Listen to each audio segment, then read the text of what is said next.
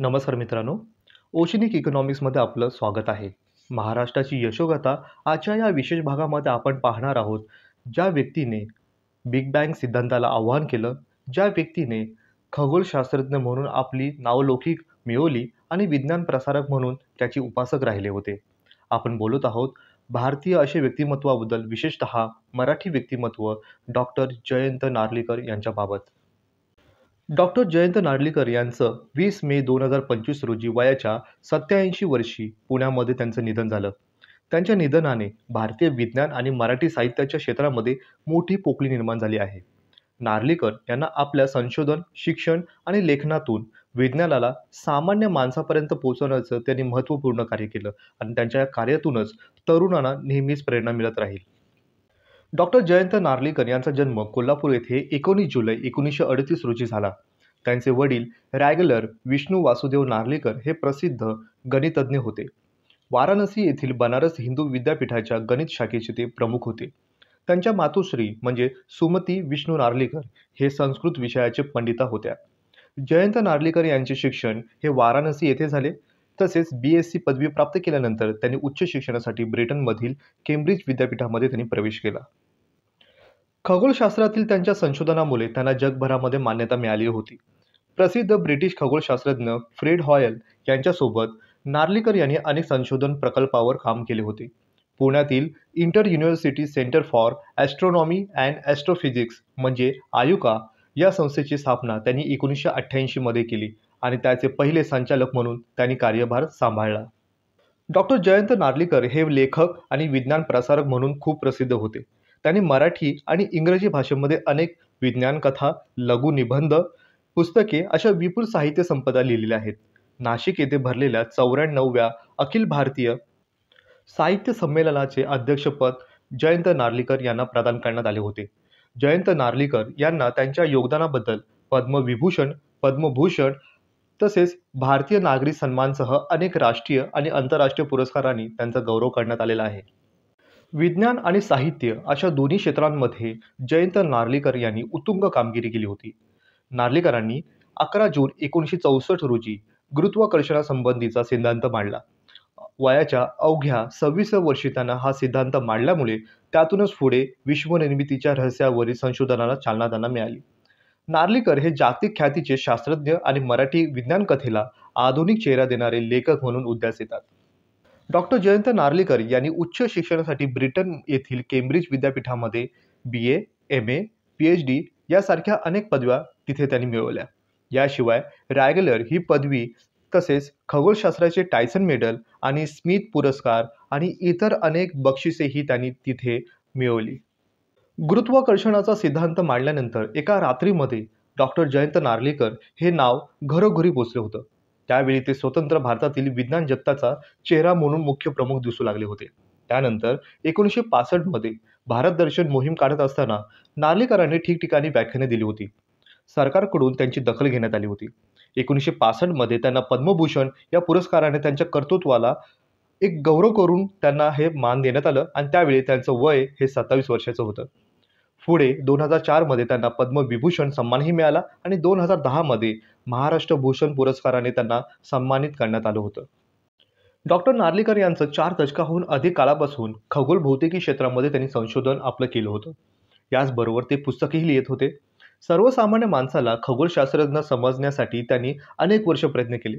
त्यांच्या या प्रयत्नातून यक्षांची देणगी हा पहिल्याच पुस्तकातून महाराष्ट्र शासनाचा पुरस्कार त्यांना मिळाला.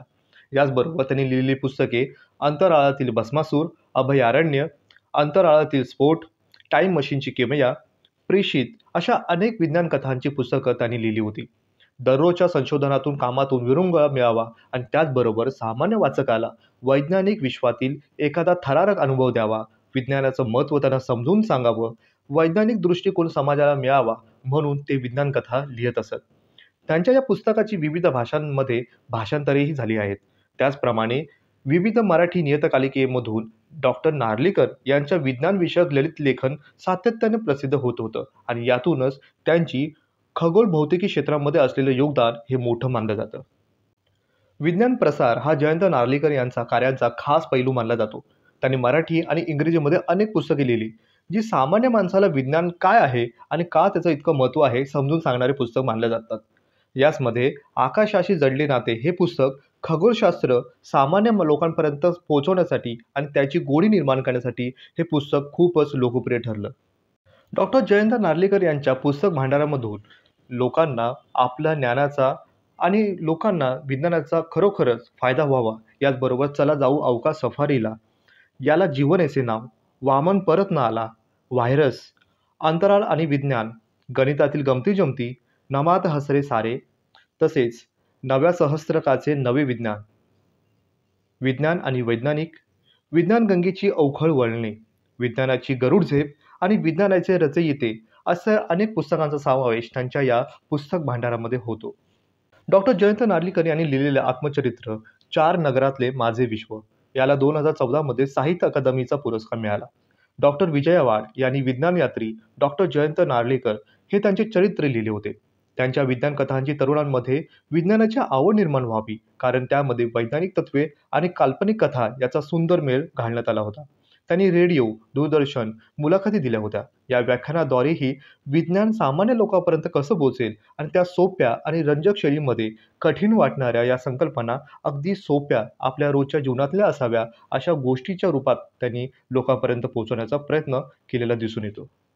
भारतातील विज्ञानातील एक उत्तुंग व्यक्तिमत्व असलेले डॉक्टर नार्लीकर हे विश्वविज्ञानातील त्यांच्या अग्रगण्य योगदानासाठी, विज्ञान लोकप्रिय करण्यासाठी, त्यांच्या केलेल्या प्रयत्नासाठी आणि देशात प्रमुख संशोधन संस्था स्थापन करण्यासाठी ते खूप प्रसिद्ध होते. 2012 मध्ये थर्ड वर्ल्ड अकादमी ऑफ सायन्सने डॉक्टर नार्लीकर यांना त्यांच्या विज्ञानातील उत्कृष्ट केंद्र स्थापन केल्याबद्दल त्यांना पुरस्कार प्रदान करण्यात आला.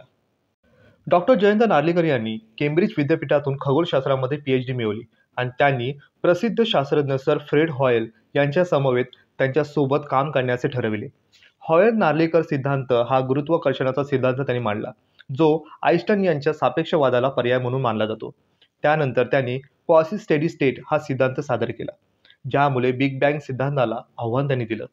या सिद्धांतामुळे विश्वाच्या उत्पत्तीविषयी नवी चर्चांना सुरुवात झाली आणि भारताचे नाव जागतिक खगोलशास्त्रामध्ये उंचावत नेण्याचे कार्य हे डॉक्टर जयंत नार्लीकर यांच्यामुळेच झालेलं खरं होतं.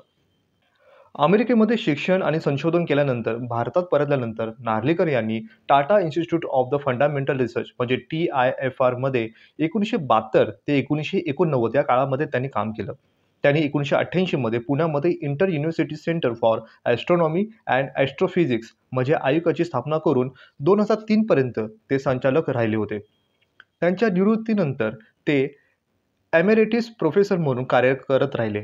आयुकाला जागतिक दर्जाचे संशोधन या संस्था बनवण्यामध्ये त्यांचं मोलाचं योगदान आहे. त्यांनी तरुण शास्त्रज्ञांना प्रोत्साहन दिले आणि खगोलशास्त्राचे शिक्षण आणि प्रशिक्षण याला चालना देण्याची महत्त्वपूर्ण वाटा त्यांनी उचलला. यामुळे भारतामध्ये खगोलशास्त्राच्या क्षेत्रामध्ये नव्या संधी त्यांनी निर्माण केल्या. डॉक्टर नार्लीकर यांनी शालेय शिक्षणामध्येही मोठे बदल घडवून आणले. त्यांनी राष्ट्रीय शैक्षणिक संशोधन आणि प्रशिक्षण परिषदेच्या म्हणजे NCERT विज्ञान आणि गणित पाठ्यपुस्तकामध्ये समितीचे अध्यक्षपद त्यांनी भूषवले. त्यांनी विज्ञान शिक्षण हे सोपे, रंजक आणि विद्यार्थ्यांसाठी आकर्षक बनवले. त्यांच्या मार्गदर्शनाखाली तयार झालेल्या पाठ्यपुस्तकातील कठीण अशा संकल्पना साध्या आणि सहज सुलभ भाषेमध्ये त्यांनी प्रसारित केल्या. महाराष्ट्रातही त्यांनी शालेय अभ्यासक्रम सुधारण्यासाठी मोठे काम केले. त्यांनी विज्ञान, नवे शोध आणि प्रयोगशाळांमध्ये महत्त्व यावर त्यांनी जोर दिला. त्यामुळे विद्यार्थ्यांना प्रत्यक्ष प्रयोगशाळेमध्ये प्रयोग करून शिक्षणाची संधी मिळावी, त्यामुळे विज्ञानाची गोडी वाढावी, यामध्ये विद्यार्थ्यांकडे वैज्ञानिक दृष्टिकोन रुजावा यावर त्यांनी भर दिला. डॉक्टर जयंत नार्लीकर यांचा विवाह 1966 मध्ये मंगला सदाशिव राजवाडे जे गणितज्ञ होते त्यांच्याशी झाला. त्यांना गीता, गिरिजा आणि लीलावती अशा 3 कन्या सुद्धा आहेत. तिन्ही कन्या ह्या विज्ञान क्षेत्राशी निगडीत आहेत. डॉक्टर नार्लीकर यांच्या पत्नी मंगला नार्लीकर यांनी नभात हसरे तारे या पुस्तकाच्या सहलेखिका सुद्धा होत्या. पाहिलेले देश भेटलेली माणसे हे त्यांनी स्वतंत्रपणे लिहिलेले पुस्तक मानले जाते. विविध मराठी नियतकालिकातून जयंत नार्लीकर यांनी विज्ञान विषयक ललित लेखन सातत्याने प्रसिद्ध त्यांचे होत होते. याच प्रकारे डॉक्टर नार्लीकर यांच्या महान कार्याची दखल अनेक राष्ट्रीय आणि आंतरराष्ट्रीय संस्थांनी घेतली हे कुतूहल होतं. त्यामुळे त्यांना अनेक मानसन्मान सुद्धा मिळाले. जयंत नार्लीकर यांनी पूर्वीपासूनच अंतराळातील ओढ होती आणि विज्ञानामध्ये त्यांच्या पूर्वीपासून ओढा होताच. त्यातूनच त्यांनी आकाशाशी नाते जोडले. पण विज्ञानातील या घडामोडी बाल गोपालापासून आबाल वृद्धापर्यंत सहज आणि सोप्या भाषेमध्ये पोचाव्यात, यासाठी त्यांनी अतोनात प्रयत्न केले. विज्ञान किचकट नाही तर सोपं असल्याने त्यांनी समोर आणले. त्यांच्या लेखणीतून महाराष्ट्राला विज्ञान साक्षर करण्याची लेखणी त्यांनी झिजवली. त्यांनी विज्ञान साहित्य विश्वाचे नवे दालन सर्वांसाठी उघडे केले नाही तर समृद्ध सुद्धा केले. पाश्चात्य देशातील लोकांमध्ये जसा वैज्ञानिक दृष्टिकोन असतो तसा आपल्याकडील लोकांचा असावा, ही प्रांजल भावना त्यांच्या मनामध्ये होती. लोकांमध्ये विज्ञानाच्या माध्यमातून जागरूकता यावी आणि त्याच्यात विज्ञानाची आवड असावी, हा त्यांच्या लेखनातून मुख्य हेतू होता. डॉक्टर नार्लीकर यांनी 2018 मध्ये एका वृत्तवाहिनीला मुलाखत देताना त्यांनी ब्रह्मास्त्र आणि रामराज्यावर भाष्य केलं होतं. त्यांचं हे विधान बरंच चर्चेत राहिलं होतं. भारतात बऱ्याच वेळी असा दावा केला जातो की आधुनिक संशोधनामधून जे शोधलं गेलं आहे ते आपल्या वेद पुराणामध्ये आधीच होतं. ते किती सत्य आहे, असा प्रश्न जेव्हा जयंत नार्लीकर यांना विचारण्यात आला होता, त्यावर ते म्हणाले होते की ब्रह्मास्त्र सारखा उल्लेख आपल्या वेद पुराणामध्ये केला जातो आणि त्याविषयी असा दावाही केला जातो की न्यूक्लिअर डिव्हाइस होतं. म्हणजे आपल्या पूर्वजांना न्यूक्लिअर फिजिक्स विषयी चांगली माहिती असली पाहिजे, असा दावा यातून सिद्ध होतो. पण हा दावा जर मान्य केला तर त्याला काहीतरी पार्श्वभूमी असली पाहिजे. कोणता तरी आधार असल्याशिवाय असं एकदम कोणी न्यूक्लिअर फिजिक्स आहे असं म्हणू शकत नाही, असं जयंत नार्लीकर यांचं म्हणणं होतं. त्याचबरोबर ब्रह्मास्त्र क्लिअर डिव्हाइस होतं. मग तुम्हाला इलेक्ट्रिसिटी आणि मॅग्नेटिझम या विद्युत चुंबकीय शास्त्र याची सुद्धा माहिती असायला हवी. त्याशिवाय न्यूक्लिअर फिजिक्सपर्यंत पोहोचता येणार नाही असं मानलं तर आपल्याला पूर्वजांना याविषयी माहिती होती, तर मग तुम्हाला विद्युत चुंबकीय शास्त्र माहीत होतं. याच्यावर आधारित निर्माण झालेले पंखा, दिवे यासारख्या घरगुती वापरासाठी जी वीज उपलब्ध असायला होती ती त्यावेळी होती का, असा प्रश्न सुद्धा उपस्थित करण्यात आला होता. आजच्या घडीला पाहिले जाता आजचे सर्वच राजकीय पक्ष आजही सर्वांपर्यंत वीज पोचवू असंच आश्वासन देत असतात. पण हे सगळं महाभारतातील हस्तिनापुरात तसेच रामाच्या राज्यामध्ये उपलब्ध होतं का? तसं एखादं तरी उदाहरण कुठे दिसतं का? इथे कुठेतरी आपल्या सर्वांची गफलत आहे. अनेक प्रकारच्या गाळल्या गेलेल्या जागा आहेत, त्या आधी भरून दाखवा, मग आम्हाला विश्वास बसेल की पूर्वी याबद्दल आपल्याला सर्व माहिती होतं, असं ठाम मत डॉक्टर जयंत नार्लीकर यांनी आपल्या विचारातून मांडलेलं होतं. एकदा जयंत नार्लीकर यांना देवावर तुमचा विश्वास आहे का, असे जेव्हा प्रश्न विचारण्यात आले त्यावेळी त्यांचं उत्तर होतं, ते म्हणाले की देव आहे का, असा प्रश्न प्रत्येकाच्या मनात कधी ना कधी येत असतो. जयंत नार्लीकर यांनी हा प्रश्न विचारले असता त्यांनी थेट हो किंवा नाही असे उत्तर देणे टाळले होते. त्यांच्या मते देव ही संकल्पना व्यक्तिनिष्ठ आहे आणि तिचे स्वरूप प्रत्येक व्यक्तीनुसार बदलत असते. हो किंवा नाही असे उत्तर देणे हे दिशाभूल करणारे ठरते, असे त्यांनी स्पष्ट करून सांगितले की वैज्ञानिक म्हणून आणि त्यांच्या विश्वाच्या नियमाचा शोध घेणे हे मला महत्त्वाचं वाटतं. पण विश्व का आणि कसे चालते हे प्रश्न विज्ञानाच्या कक्षेबाहेरच आहेत, असं प्रश्न आणि त्याचं उत्तर न मिळालेलंच आहे. जयंत नार्लीकर यांनी आपलं मत स्पष्ट करण्यासाठी एक उदाहरण दिलं. त्यांनी सांगितलं की विश्वातील नियम शोधणे हे वैज्ञानिकाचे उद्दिष्ट आहे, पण हे नियम कोणी ठरवले याचे उत्तर देव असे देणे पुरेसे नाही. वैज्ञानिकाच्या दृष्टिकोनातून देवाच्या अस्तित्वाचा प्रश्न विचारणे हे अन्यायकारक आहे, कारण वैज्ञानिक माणूस म्हणून या प्रश्नाला उत्तरे देऊ शकतो. वैज्ञानिकाच्या भूमिकेमध्ये हे उत्तर तो देऊ शकत नाही. डॉक्टर जयंत नार्लीकर यांनी थोडक्यात देव आहे का हा प्रश्न वैज्ञानिक दृष्टिकोनातून उत्तर देणं कठीणच आहे असं सांगितलं. प्रत्येक व्यक्तीच्या आकलन शक्तीनुसार या प्रश्नाचं उत्तर हे बदलत जातं. त्यांनी याबाबत एक खुले दृष्टिकोन देण्याचाही सल्ला दिला.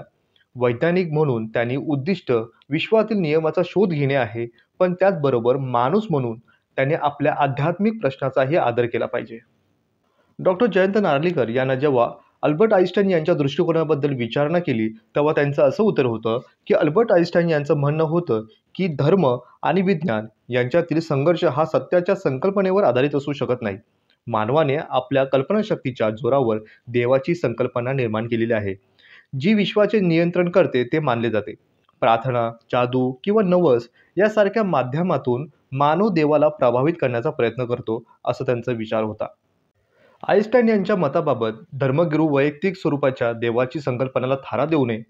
जयंत नार्लेकर यांनी सुद्धा या विचारांना पाठिंबा दिला आणि ते म्हणाले की विश्वातील सत्याचा शोध घेण्यासाठी विज्ञान आणि धर्म यांनी एकमेकांना पूरक ठरावे. डॉक्टर जयंत नार्लीकर यांनी रवींद्रनाथ टागोर यांच्या विचारांचाही उल्लेख केला होता. त्यांनी सांगितलं होतं की टागोर यांनी पावसाने झोडपलेल्या पानांच्या अनुभवाचे वर्णन करताना म्हटलं होतं की पावसाने दाखवलेल्या नादमय चित्रांमध्ये केवळ माहिती नव्हती, तर माझ्या मनाचा संवाद होता. या उदाहरणातून नार्लीकर यांनी सांगितले की विश्वातील प्रत्येक अनुभव हा वैज्ञानिक नियमामध्ये बांधता येत नाही. व्यक्तिगत अनुभव आणि आध्यात्मिक दृष्टिकोन यांना पूर्णपणे नाकारताही येत नाही.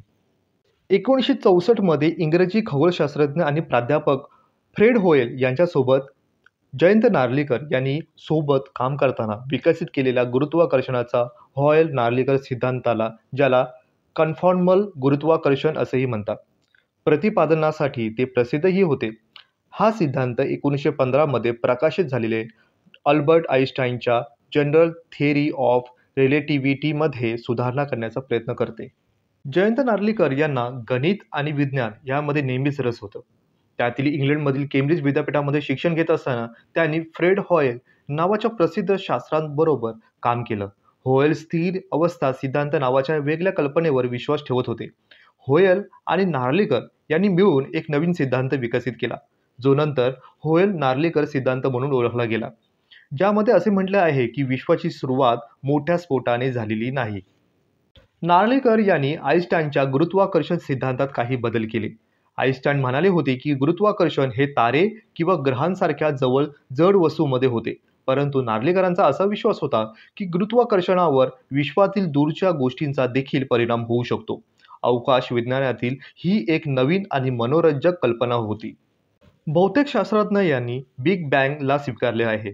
जरी होयल नार्लीकर सिद्धांत हुशार होते, तरी त्यामागे मजबूत गणित होते. तरीही हळूहळू त्यांची लोकप्रियता कमी झाली. 1965 मध्ये शास्त्रज्ञांना अवकाशात कॉस्मिक मायक्रोवेव्ह बॅकग्राऊंड म्हणजे CMB रेडिएशन नावाचा एक विशेष प्रकारचा प्रकाश आढळला. ही मंद चमक बिग बँग सिद्धांत केलेल्या भाकितांशी जुळत होती. नंतर इतर शोधांनी देखील महास्फोटाच्या कल्पनेला पाठिंबा दिला, जसे की आकाशगंगा कशा तयार होतात, दूरच्या आकाशगंगा कशा तरुण दिसतात आणि कृष्णविवरे आणि सुरुवातीचे विश्व हे कसे कार्य करते. 1980च्या दशकापर्यंत बहुतेक शास्त्रज्ञांनी मान्य केले की महास्फोट हे सर्वोत्तम स्पष्टीकरण आहे, म्हणजे बिग बँग थिअरी हीच खरी आहे. जयंत नार्लीकर यांनी आपल्या सिद्धांताबाबत कधीच हार मानली नाही. महास्फोट सिद्धांत अधिक स्वीकारला गेला असला तरी डॉक्टर नार्लीकरांचा असा विश्वास होता की अधिक संशोधनाची आवश्यकता आहे. त्यांना असे वाटले की विज्ञानाने नेहमीच नवीन कल्पनाची दरवाजे हे खुले राहावे आणि लोकप्रिय सिद्धांताचे आंधळेपणाने अनुकरण करू नये. त्यांचा असा विश्वास होता की कोणताही सिद्धांत प्रश्नापेक्षा वरचा नसावा. त्याने आपल्या आयुष्यातील बराचसा काळ हा विद्यार्थ्यांना आणि जनतेला विज्ञान शिकवण्यामध्ये घालवले आहे. त्यांची पुस्तके त्यांनी लिहिली आणि त्यांची व्याख्याने त्यांनी लिहिली. विज्ञान मजेशीर आणि समजण्यास सोपे बनवले. अनेक विद्यार्थ्यांना विज्ञानाचा करिअर घडवता यावा आणि त्याच्यामध्ये आपलं आयुष्य प्रेरित करावं, असं त्यांनी आपलं योगदान नार्लीकरांनी दिलेलं आहे. 1988 मध्ये भारताच्या विद्यापीठ अनुदान आयोगाने म्हणजे UGC याने देशभरातील विद्यापीठांमध्ये खगोलशास्त्र आणि खगोल भौतिकशास्त्राला प्रोत्साहन देण्यासाठी स्वायत्त inter university centre for astronomy and astrophysics म्हणजे आयुकाची स्थापना केली.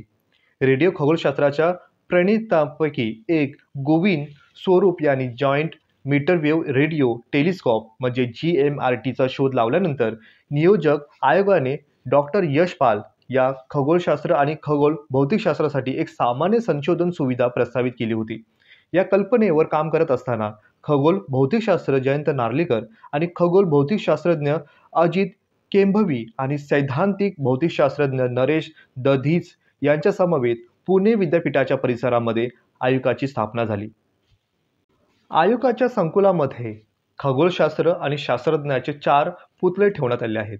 यामध्ये समावेश करण्यात आले आहे, एक म्हणजे आर्यभट्ट, दुसरं न्यूटन, तिसरं आइन्स्टाईन आणि चौथं गॅलिलिओ. हे अंगण ह्या व्यक्तिमत्वानुसार फुलून दिसतं. आयुकाची पार्श्वभूमी असे म्हणावं लागेल की प्राध्यापक गोविंद स्वरूप आणि नारायणगावजवळील खोदड येथे जॉईंट मीटरवेव्ह रेडिओ टेलिस्कॉप बसवल्यानंतर नियोजन आयोगाच्या प्राध्यापक यशपाल आणि देशातील खगोलशास्त्रज्ञ आणि खगोल भौतिकशास्त्र संयुक्त सुविधा असली पाहिजे असा प्रस्ताव पुढे येऊ लागला. यावर काम करत असताना खगोलशास्त्रज्ञ जयंत नार्लीकर यांनी अजेंद्र केंभावी आणि नरेश दधीच यांच्यासोबत 1988 मध्ये आयुकाची स्थापना ही मोठ्या उत्साहाने करण्यात आली. 2004 मध्ये आयुकाने पु ल देशपांडे या संस्थेच्या अनुदानाने मुक्तांगण विज्ञान शोधिका या विज्ञान केंद्राची सुरुवात केली.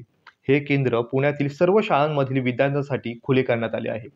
2009 साली आंतरराष्ट्रीय खगोलशास्त्र वर्षाच्या निमित्ताने देशभरामध्ये विविध उपक्रमाचे संयोजन करण्यासाठी आयुकाची निवड करण्यात आली होती. जयंत नार्लीकर हे पहिली 10 वर्ष आयुकाचे संचालक होते. त्यानंतर अनुक्रमे प्राध्यापक नरेश दधीच, त्यानंतर अजित केंभावी आयुकाचे हे संचालक राहिले. त्यानंतर सप्टेंबर 2015 पासून डॉक्टर सोमक रायचौधरी हे आयुकाचे संचालक राहिले आहेत. डॉक्टर जयंत नार्लीकर हे आयुकाच्या चिन्हाबाबत अर्थ सांगताना ते असे सांगतात की आयुकाच्या चिन्हाचे 2 अर्थ आहेत. त्यातील गुंतागुंतींची रेषा कुठे सुरू होत नाही आणि संपतही नाही, म्हणजे तिला 2 टोकेच नाही. खगोलशास्त्रातील वैज्ञानिक ज्या विश्वाबद्दल प्रश्न सोडवण्याच्या प्रयत्नात असतात त्या प्रश्नांना सुरुवात नाही आणि शेवटही नाही, असा आयुकाच्या चिन्हाबाबत त्यांनी आपलं मत व्यक्त केलं.